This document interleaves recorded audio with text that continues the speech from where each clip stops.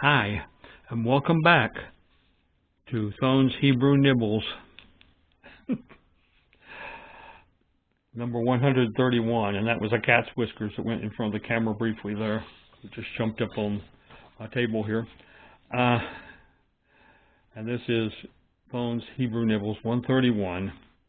By faith they overcame, section 1, part 4 of 7, Judges. So we're away from Rahab now, and we're going toward the Judges. Again, this comes from Hebrews chapter 11, verses 30 to 34. In their own eyes. Why is this in the Bible? The thing that we have to remember is God can use imperfect men. Everybody isn't perfect, and God realizes that. The communication, a little faith goes a long way in a place where there is hearty and faith. We have to really think about that whole thing. If have a problem, having just a little faith can quite often make it seem so much more a small problem, and that's what we're wanting to do here. Application to me. The four mentioned judges, there's four of the judges that were mentioned: Gideon, Barak, Samson, and Jephthah, ruled at a time when, and this is a direct quote, everyone did what was right in his own eyes. Does that sound like a good way to run anything? Whether it be a nation or a army or a corporation or even a little club that the kids in a tree house have. Everyone wants to do what's right in their own eyes. And I think about the kids in the tree house, and if somebody has the ire of others, they may want to push that person out of the treehouse and hurt them. It's never a good idea to have a case where everybody is doing what they think is best.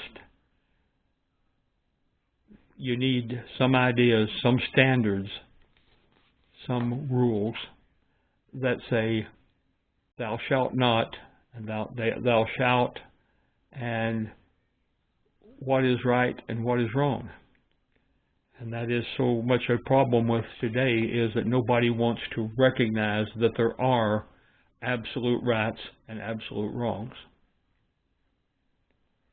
Okay. But bringing back to everyone was right in his own eyes, thus there was no consensus king to lead the Israelites in battle against those who would harm them. Gideon, for example, was a scared farmer who needed lots of encouragement to do what God told him to do. You remember about the fleece, and the dew was going to get the fleece wet and the ground dry, and then he reversed it the next night, and it has to get he required a lot of encouragement to be a leader of the people.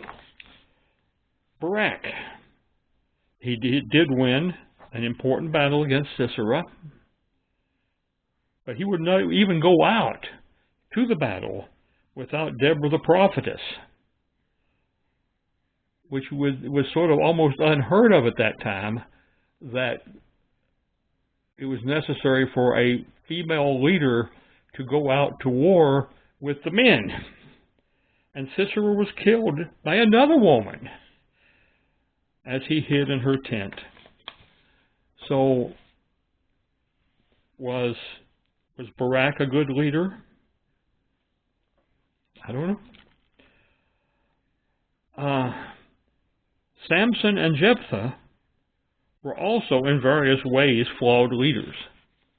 Yes, they succeeded in giving the God's people peace for a goodly number of years in each case. You know, normally it was 20, 30, 40 years after one of these judges came forth that before it was unpeaceful again. So it was a good thing, but none of those people that were mentioned were exactly what anybody pictured as being an ideal leader.